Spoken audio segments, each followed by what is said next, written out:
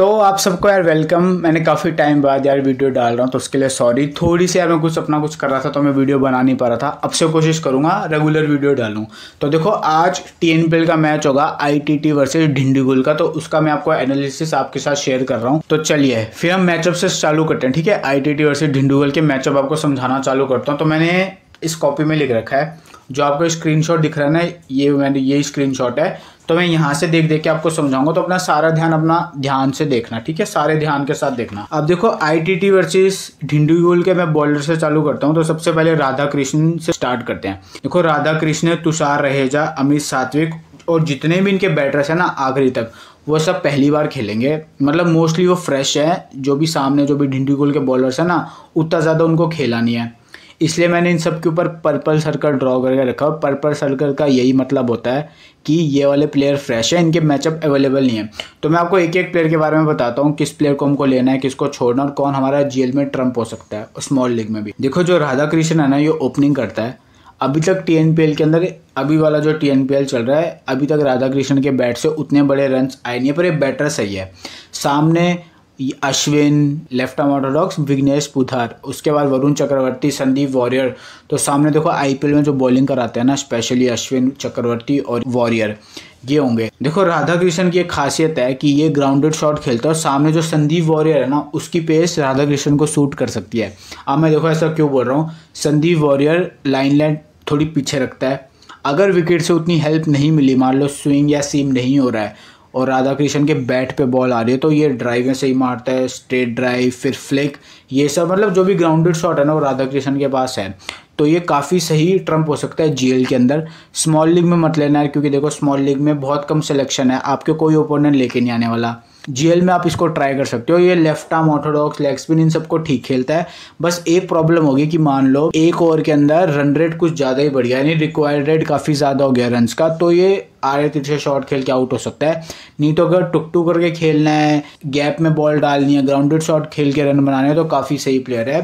30-35 run तो फिर आराम से कर जाएगा अगर ये इस तरह से खेलता है। अब देखो तुषार रहेजा इसके बाद आता है। Tushar Raheja left arm orthodox को बड़ा सही खेलता है। सामने वरुण चक्रवर्ती, संदीप वॉरियर, इनको भी ठीक खेलता है। तो तुषार रहेजा को हमें अपनी टीम में रखना है, इसको ड्रॉप नहीं करना। विकेट कीपिंग भी कर रहा है, और मुझे इतना बड़ा कोई सामने थ्रेट दिख नहीं रहा है जो तुषार रहेजा को मतलब 15 रनों के अंदर ही चलता कर देना। जो भी पेसर्स होते हैं उनको भी ठीक खेलता है।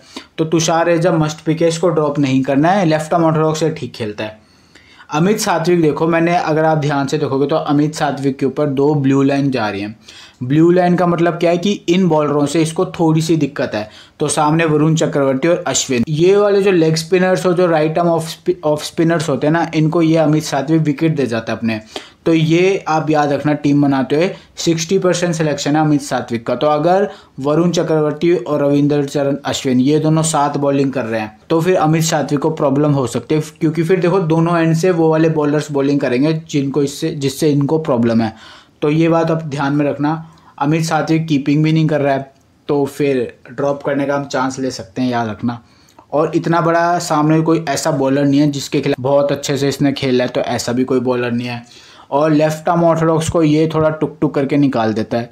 तो देखो सामने ऐसे बॉलर्स है जो इसे परेशान कर सकते हैं, और 2 तो परेशान कर ही रहे हैं, वरुण चक्रवर्ती और रविंद्र चरण अश्विन। तो बस इसी केस के लिए मेरा देखो पहला प्लेयर जो मैं अवॉइड करूंगा ना इस मैच से, वो अमित सात्विक ही है। चाहे वो फिर बैटिंग फर्स्ट करे चाहे बैटिंग सेकंड करे। अमित सात्विक बैटिंग सेकंड में काफ़ी रन्स करता है, पर बैटिंग फर्स्ट में तो मैं बिल्कुल नहीं लेने वाला। चाहे बैटिंग सेकंड हो, मैं तब भी नहीं लेने वाला। तो अमित सात्विक मेरा वो प्लेयर होगा जिसको मैं नहीं लेने वाला हूँ टीम के अंदर। 60% सिलेक्शन है इसका, पर वरुण चक्रवर्ती और अश्विन के कारण मैं इसे अपनी टीम में नहीं ले रहा हूँ। आप बड़े ध्यान से सुनना। अब ऐसा प्लेयर है देखो अमित सात्विक के नीचे बी अनिरुद्ध। ये पता है बहुत सही प्लेयर है, लेफ्ट आर्म ऑर्थोडॉक्स को भी ठीक खेलता है, लेग स्पिनर को भी ठीक खेलता है, पेसर्स को भी ठीक खेलता है। तो मुझे यार बी अनिरुद्ध को मैं लेके जाऊंगा अमित सात्विक की जगह। तो ये मेरा थोड़ा हल्का सा चेंज होगा। बी अनिरुद्ध यार बहुत सही प्लेयर है, बैटिंग सेकंड में तो बहुत सही खेलता है, बैटिंग फर्स्ट में भी ठीक खेलता है, सामने कोई थ्रेट भी नहीं है, सबसे बड़ी बात। तो बी अनिरुद्ध मेरा वो प्लेयर होगा जिसको मैं एज अ ट्रम्प के तौर पर यूज़ करूंगा अपनी स्मॉल लीग की टीम के अंदर। GL के अंदर देखो, आगे GL के मैं आपको बताऊंगा CVC किसे कर सकते हो ना, हमारा मैचअप समझ लेते हैं। तो बी अनिरुद्ध के सामने देखो कोई भी ऐसा थ्रेट नहीं है, इतना उसने खेला भी नहीं है, पर जितने भी मैंने और बॉलर्स हैं ना जो इस टाइप के बॉलर हैं, like left arm orthodox, leg spinner, जो भी TNPL में खेलते तो उनके खिलाफ काफ़ी सही खेला है। तो इससे मुझे एक चीज़ समझ में आ रही है, तो वरुण चक्रवर्ती, अश्विन, फिर जो लेफ्ट आर्म ऑर्थोडॉक्स है विघ्नेश पुथार, संदीप वॉरियर, इनको ये खेल सकता है अच्छे से। तो हमको ये 30 से 35 रन करके दे सकता है। अमित सात्विक और इसके अंदर मुझे एक को चुनना होना तो मैं बी अनिरुद्ध को चुनूंगा। तो ये बाकी आपका कॉल है, आपको क्या करना है। मेरा काम है आपको एनालिसिस देना, जो भी मैंने इन 3-4 घंटे लगा के सीखा है ना वो मैं आपके साथ शेयर कर रहा हूँ। बी अनिरुद्ध के बाद देखो S Ganesh left arm orthodox को बहुत स्लो खेलता है, इसके कोई मैचअप भी अवेलेबल नहीं है। एस गणेश को देखो वरुण चक्रवर्ती और ये अश्विन, इन दोनों का सामना करना पड़ेगा मिडल ओवर्स के अंदर, क्योंकि इसकी बैटिंग मिडल ओवर्स में आती है ना। तो मिडल ओवर्स में कौन बॉलिंग डालेगा? वरुण चक्रवर्ती, अश्विन, तो क्वालिटी बॉलर्स होंगे। इसके ऊपर मुझे उतना भरोसा नहीं है एस गणेश के ऊपर। एस गणेश के बाद देखो एस मोहम्मद अली आएगा। भाई ये जब से खेल रहे हैं इसने तबाही मचा रखी है। राइट आर्म ऑफ स्पिनर है, प्लस मिडल ऑर्डर में इसकी जब इसको टीम की ज़रूरत पड़ी ना, इसकी टीम को इसने रन्स करके दिए हैं, फिर चाहे वो अच्छे बॉलर्स के खिलाफ ही हों।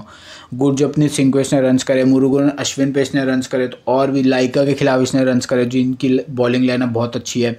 सामने देखो इसकी खासियत बताता हूँ, मैंने इसके रिकॉर्ड चेक करे लेग स्पिनर के खिलाफ। लेग स्पिनर में कौन कौन आ गया? मुरुगन अश्विन, जिनको इसने अभी तक खेला है, जतावेद सुब्रमण्यम, तो उन पे इसने रन्स करे हैं। तो अगर ऐसा ही चलता है तो वरुण चक्रवर्ती पे भी रन्स कर सकता है। राइट आर्म ऑफ स्पिनर है, तो मुझे लगता नहीं रविंद्र चरण अश्विन उतना बड़ा थ्रेट होंगे इसके लिए। पेसर्स को ठीक खेलता गुरजपनीत सिंह को तो भाई चौके मारा था, तो सामने संदीप वॉरियर को, उससे मेरे को इतनी बड़ी थ्रेट लग नहीं रही है। तो वैल्यू है इसके साथ बैटिंग में तो काफ़ी ज़्यादा मोहम्मद अली के साथ। मोहम्मद अली के बाद आया साई किशोर आएगा। साई किशोर आपको पता है यार, इंडियन टीम खेलता है, IPL खेलता है, बैटिंग करता है, बॉलिंग करता है, सब कुछ करता है साई किशोर। मुझे इतना बड़ा कोई थ्रेट दिखा नहीं। लेग स्पिनर को साई किशोर ठीक खेलता है, वरुण चक्रवर्ती का थ्रेट वहां से निकल गया। आई होप यार, मैं एज्यूम करके चल रहा हूँ राइट आर्म ऑफ स्पिनर को भी ठीक खेलता होगा।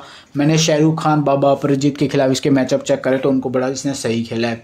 अश्विन के सामने इसने उतना अश्विन को फेस नहीं करा है, पर ठीक ठाक है कि निकाल देता ऑफ स्पिनर को भी। पेसर्स को भी ठीक खेलता। तो मोहम्मद अली और साई किशोर ये बैटिंग से मुझे काफ़ी वैल्यूबल लग रहे हैं ITT में। ऊपर से तुषार रहेजा, इसकी भी वैल्यू काफ़ी अच्छी है। बी अनिरुद्ध मिडल ऑर्डर में काफ़ी अच्छे रन्स कर सकता है। तो देखो मैंने कुछ आपको बैट्समैन जैसे आपको दिख रहा होगा ना स्क्रीनशॉट पे, तुषार रहेजा, बी अनिरुद्ध, मोहम्मद और ये साई किशोर, ये बैटिंग से मुझे काफ़ी वैल्यूबल लग रहे हैं। और वो प्लेयर जो 50-50 है, राधा कृष्ण अच्छा प्लेयर है पर 50-50 है। अमित सात्विक मैं नहीं लेने वाला, एस गणेश में नहीं लेने वाला। तो अमित सात्विक और एस गणेश इन दोनों को मैं इग्नोर कर रहा हूँ। बाकी सारे बैट्समैन अच्छे हैं। राधा कृष्ण मैंने आपको बताया टुक टुक करके खेलता है, सामने इसको अगर अच्छी बॉलें मिल गई तो ये ड्राइव अच्छी मारता है, ग्राउंडेड शॉट खेलेगा तो 30-35 रन अगर इसका दिन हुआ तो चल जाता है। पर ये 50-50 कॉल है। पर रहेजा, बी अनिरुद्ध, मोहम्मद और साई किशोर, इन पे मुझे भरोसा है फ्रॉम बैटिंग सेक्शन। ठीक है, अब देखो यहाँ से डिंडीगुल के बॉलिंग सेक्शन से देखते हैं। संदीप वॉरियर आपके ओपोनेंट लेके आएंगे बहुत सारे, पर राधा कृष्ण और ये रहेजा, ये संदीप वॉरियर को अच्छे से खेल सकते। VP धीरन काफ़ी टाइम हो गया परफॉर्म नहीं कर रहा, तो मैं सजेस्ट नहीं करने वाला। मैंने काफ़ी लिया था VP धीरन को, पर कुछ करता ही नहीं है। सुबोध भाटी, भाई सुबोध भाटी बहुत सही प्लेयर है। फर्स्ट इनिंग्स बॉलिंग कराना तो बिल्कुल भी मत छोड़ना, और बैटिंग से भी काफ़ी सही हिट लगाता है। जैसे अभिषेक तंवर है ना, बॉलिंग बैटिंग दोनों, वैसे ही सुबोध भाटी बॉलिंग बैटिंग दोनों। और सिर्फ 10% सिलेक्शन है सुबोध भाटी का। GL का डिफरेंशियल कैप्टन हो सकता है आपका सुबोध भाटी। आगे आगे चलना मैं आपको बताऊंगा GL में क्या क्या हम कर सकते हैं, स्मॉल लीग में हम किस किस को नए नए प्लेयर ट्राई कर सकते हैं। सुबोध भाटी को मैं अपनी टीम में रखूंगा यार। ये बैटिंग और बॉलिंग दोनों से कहीं ना कहीं से वैल्यू दे जाता है। इसके पास पावर है छक्के छुक्के मारने की। पिछले सीजन में भी इसने बहुत 13 बॉलों में 31 रन, 12 बॉलों में 20 रन, तो इसने बैटिंग से काफ़ी कंट्रीब्यूट करा था पिछले सीजन। बॉलिंग फर्स्ट कर रहा था तो भाई बहुत शानदार है। इसकी तो यॉर्क 2 ओवर इसके डेथ में आते हैं और ये यॉर्करें काफ़ी सही मारते हैं। सोचो जो प्लेयर यॉर्करें मार रहा है डेथ के अंदर, 2 ओवर आ रहे हैं और बैटिंग से वैल्यू है, तो भाई उसको क्यों छोड़ना। उसका सिर्फ 10% सिलेक्शन है। अब किस्मत के कारण ये हुआ कि इसने कुछ नहीं करा भाई, वो अलग बात है यार। पर प्लेयर के नज़रिए से, फैंटेसी पोटेंशियल के नज़रिए से, फैंटेसी की परफॉर्मेंस अगर हम देखें उस नज़रिए से, तो ये काफ़ी बेटर प्लेयर है सुबोध भाटी, तो इसको पक्का लूँगा मैं। वरुण चक्रवर्ती, अश्विन यार अनड्रॉपेबल हैं, हमें लेना ही पड़ेगा। पर वरुण चक्रवर्ती की आपको एक खासियत बताता हूँ। पिछले मैच के अंदर मुरुगन अश्विन ने इसी टीम के खिलाफ 4 विकेट निकाले थे, वो भी लेग स्पिनर था। वरुण चक्रवर्ती में भी वो काम कर सकता है, पर मोहम्मद, साई किशोर और ये बी अनिरुद्ध, ये लेग स्पिन को काफ़ी ठीक खेलते हैं। पर देखो इंतफा के बाद देखो मुरुगन अश्विन ने पिछले मैच में इन्हीं को आउट करा। तो ये आप ऐसे मत सोचना कि हर बार ये अपना विकेट दे देंगे, ये जनरली बहुत सही खेलते हैं लेग स्पिनर को। तो वरुण चक्रवर्ती को हो सकता है 1-2 विकेट ही मिले, क्या पता ज़्यादा मिल जाए, वो किस्मत के ऊपर है। पर एनालिसिस वाइज अगर देखो तो मुझे वरुण चक्रवर्ती ऐसा नहीं लग रहा कि वो बहुत ज़्यादा विकेट ले लेगा, जैसे मुरुगन अश्विन 4 ले गया था, ऐसा मुझे नहीं दिख रहा। विघ्नेश पुथार लेफ्ट आर्म ऑर्थोडॉक्स है, तो देखो यार ये जो ITT की जो बैटिंग लाइनअप है ना, ये लेफ्ट आर्म ऑर्थोडॉक्स को काफ़ी सही खेलती है। और अगर आप ध्यान से देखोगे, संदीप वॉरियर, धीरन भाटी, वरुण चक्रवर्ती और अश्विन, ये मेन बॉलर्स हैं। तो अगर ये 4-4 अगर ओवर डालेंगे तो यार विघ्नेश की तो बॉलिंग ही नहीं आएगी। और अगर बॉलिंग आ भी गई तो इसको ओवर कितने मिलेंगे, इसको क्या पूरे 4 ओवर मिलेंगे, क्या पता इसको पिछले मैच की तरह 2 ओवर या 1 ओवर ऐसे ही ओवर मिले जो अभी तक इसको मैचेस में मिलते आए ना, 1 ओवर 2 ओवर ऐसे ही मिले। तो हमें इसकी बॉलिंग की गारंटी नहीं है, तो मैं रिकमेंड नहीं कर रहा आपको GL में भी और स्मॉल लीग में भी। और आपको एक चीज़ बताता हूँ, TNPL के अंदर जैसे जैसे पिछले साल की TNPL थोड़ी क्लोज होने लगी ना, एंड की तरफ जाने लगी, सेमीफाइनल आने लगे, भाई सुबोध भाटी 30% 20% तक कैप्टनसी ऑप्शन में चला गया था। अभी इसको कोई ले भी नहीं रहा है, तो सोचो, क्योंकि ये इसका दूसरा ही मैच है ना। पहले मैच के अंदर तो इसने एसएच को परफॉर्म करा नहीं, क्योंकि वो बारिश के कारण छोटा हो गया। पर यहाँ पे अगर बारिश नहीं है, इससे पूरे 4 ओवर मिलेंगे और बैटिंग अगर आ गई, इसलिए मैं बता रहा हूँ, ठीक है। तो आई होप यार आपको ये वाले मैचअप अच्छे से समझ में आ गए होंगे। तो अब मैं चलता हूँ आपको लेकर डिंडीगुल के बैटर्स वर्सेस ITT के बॉलर्स, वहाँ की कहानी समझते हैं। अब देखो, डिंडीगुल से शिवम सिंह और रविचंद्र अश्विन ओपनिंग कर रहे हैं। इनके सामने भुवनेश्वरन और R रोहित आएंगे, और दोनों को इन्होंने बहुत कम खेला है। शिवम सिंह ने तो पिछले साल यार 70 रन कुछ मार देते, भुवनेश्वरन भी था उस टीम के अंदर, R रोहित भी था। तो ये दोनों को अगर एक पारी के हिसाब से देखो ना, एक ही बार इसने फेस करा, तो दोनों को इसने ठीक खेला है। और लेफ्ट आर्म ऑर्थोडॉक्स को शिवम सिंह ठीक खेलता है। तो सामने देखो 3-3 लेफ्ट आर्म ऑर्थोडॉक्स है, साई किशोर, मथिवनन और अजीत राम। तो इन तीनों को इसने ठीक खेला है। रोहित और ये भुवनेश्वर, इनको भी इसने जब जब फेस करा है ठीक ठाक ही खेला है। तो शिवम सिंह बैटिंग से काफ़ी सही वैल्यू रख रहा है। As Mohammad right arm off spinner है। अब शिवम सिंह खुद राइटी है, सामने राइट आर्म ऑफ स्पिनर, तो मुझे उतनी बड़ी थ्रेट लग नहीं रहा। तो शिवम सिंह के पास देखो वैल्यू कितनी सारी है। लेफ्ट आर्म ऑर्थोडॉक्स को ठीक खेला है। भुवनेश्वरन और R रोहित, इनको भी ठीक खेला है। सामने एक right arm off spinner bowler होगा, उसको भी ठीक खेल सकता है। तो वैल्यू है शिवम सिंह के साथ। तो इसको यार अपनी टीम में पक्का लेना है, छोड़ना नहीं है शिवम सिंह को।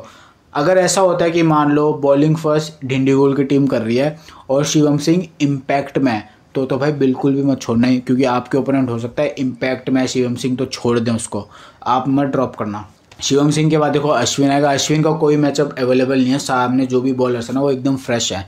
पर अश्विन लेफ्ट आर्म ऑर्थोडॉक्स को ठीक खेलता है। राइट आर्म ऑफ स्पिनर होगा सामने, उसको भी, यानी स्पिनर जो है सामने की टीम के अंदर ITT में, उनको ठीक खेल सकता है। भुवनेश्वरन और R रोहित के खिलाफ अश्विन कैसा खेलेगा वो देखना पड़ेगा। पर देखो अश्विन टेस्ट मैच में आपको पता है काफ़ी रन्स करता है और इंटरनेशनल प्लेयर है काफ़ी बढ़िया। तो सामने भुवनेश्वर और R रोहित, इनको भी शायद तक निकाल दे किसी तरह। तो अश्विन के साथ वैल्यू है। सामने देखो 2-2 लेफ्ट हैंडर होंगे जो भी बॉलिंग कराने आएगा, एक तो तुषार रहेजा और ये B अनिरुद्ध। तो बॉलिंग से भी वैल्यू है, बैटिंग से भी वैल्यू है। तो अश्विन को हमें अपनी टीम में लेके चलना है। अश्विन के बाद देखो यार, वे विमल कुमार नाम का बैट्समैन है, यंग बैट्समैन है, 20-21 साल, लेफ्टी बैट्समैन है। तो सामने भुवनेश्वरन और R रोहित होंगे, वो भी क्वालिटी है। साई किशोर से इसको थोड़ी सी प्रॉब्लम, अगर आप देख रहे हो ना स्क्रीनशॉट, तो हल्का सा अगर आप ध्यान दोगे तो एक ब्लू लाइन जा रही है साई किशोर की विमल कुमार के ऊपर, तो थोड़ी सी प्रॉब्लम है। इसने आई थिंक 2 बार फेस करा और दोनों बार साई किशोर ने इसको आउट कर दिया पहली बॉल पे ही। तो पहली बॉल पे कोई किसी प्लेयर को आउट कर रहा है ना 2-2 बार, तो थोड़ा सोचने की बात होती है यार।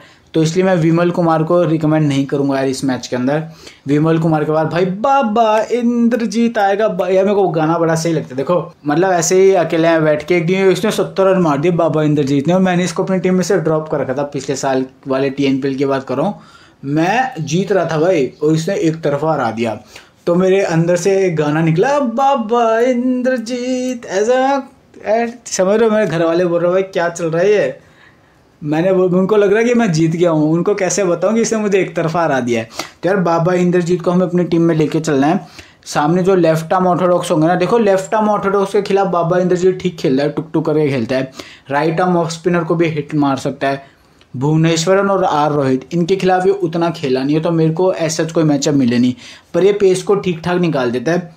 तो यार बाबा इंद्रजीत को हमें लेके चलना। विकेट कीपिंग भी करा तो वहाँ से भी वैल्यू है, तो इसे छोड़ना नहीं है, नहीं तो बाबा आप ये गाना फिर आप ही गाओगे किसी तरह अकेले में बैठ के अपने घर के, ठीक है ना। तो बाबा इंद्रजीत हमें अपनी टीम में लेके चलना है। भूपति वैष्णव कुमार जो बाबा इंद्रजीत के बाद आएगा वो लेफ्टी है, सामने 3 लेफ्ट आर्म ऑर्थोडॉक्स है। तो मान लो अगर विमल कुमार आउट हो जाता है जल्दी तो इसको प्रमोट कर सकते हैं, भूपति को इसके ऊपर, बाबा इंद्रजीत के ऊपर भूपति आ सकता है, क्योंकि लेफ्टी बैट्समैन है तो सामने 3 लेफ्ट आर्म ऑर्थोडॉक्स है, तो उनको टैकल करने के लिए एक लेफ्ट हैंडर की जरूरत पड़ेगी ना अगर विमल कुमार आउट हो जाएगा, तो इसको भेज सकते हैं। इसके कोई मैचअप अवेलेबल नहीं है किसी भी बॉलर के खिलाफ एज सच।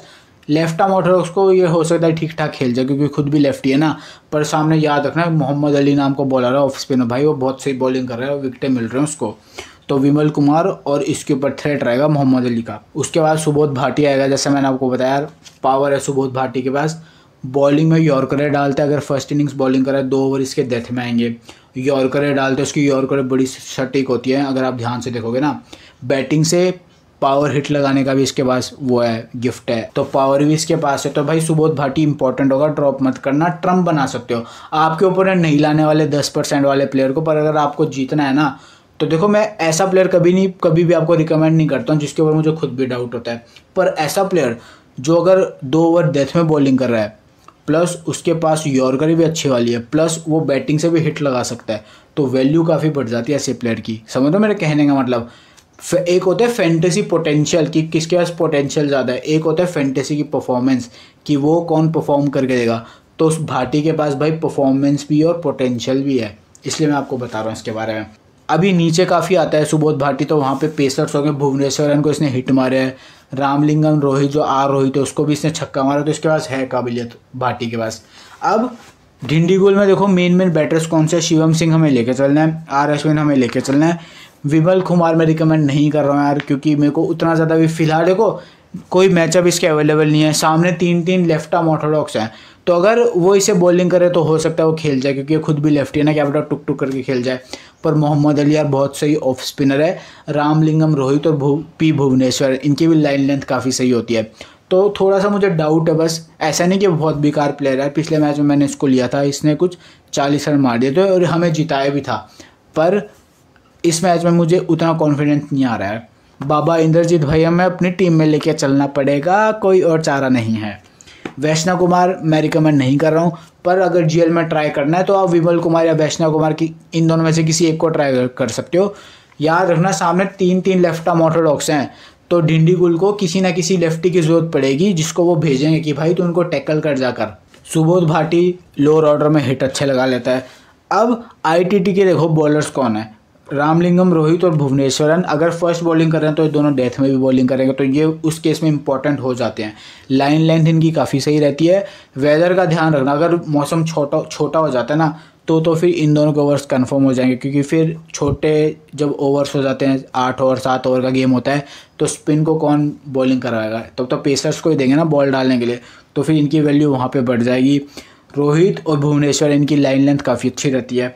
Ajit Ram left arm Orthodox है, साई किशोर, मथिवनर और अजीत राम, इन तीन में मुझे एज अ बॉलिंग अगर देखो ना जो ललचा के बॉल डालता है वो अजीत राम लगता है।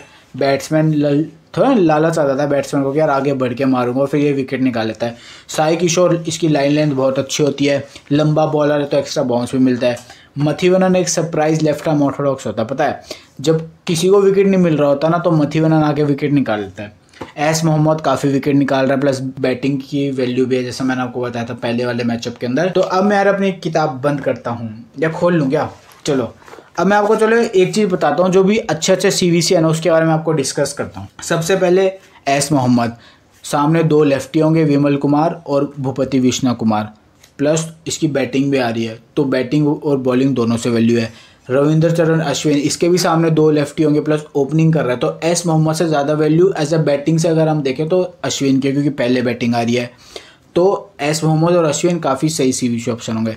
एकदम हटके सीवीसी ऑप्शन बताऊँ ना, अगर आप जीएल खेल रहे हो 36 मेंबर वाली, 50 मेंबर वाली, 100 मेंबर वाली, तो सुबोध भाटी अगर बॉलिंग फर्स्ट कर रहा है तो बहुत सही ऑप्शन है, याद रखना, क्योंकि 2 ओवर डेथ में आएंगे, यॉर्कर डालता है। और जो लोअर ऑर्डर के अगर आप बैट्समैन देखो ना आईटीटी, अगर आप स्क्रीनशॉट पीछे जाके वापस देखोगे तो एस मोहम्मद, एस गणेश ये और साई किशोर ये आएंगे।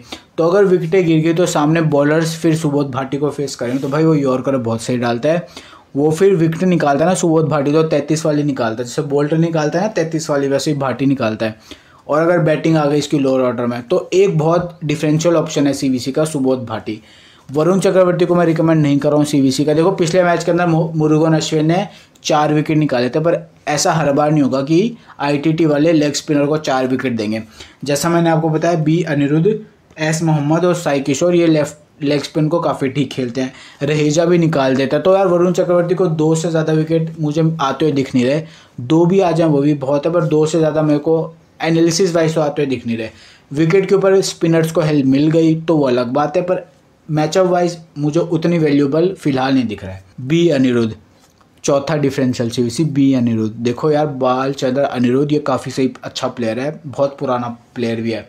लेफ्ट आर्म ऑर्थोडॉक्स को ठीक खेलता है, लेग स्पिनर को भी हिट मार लेता है, पेसर्स को भी मार लेता है। तो इसके सामने ऐसे को मुझे थ्रेट भी नहीं दिख रहा है।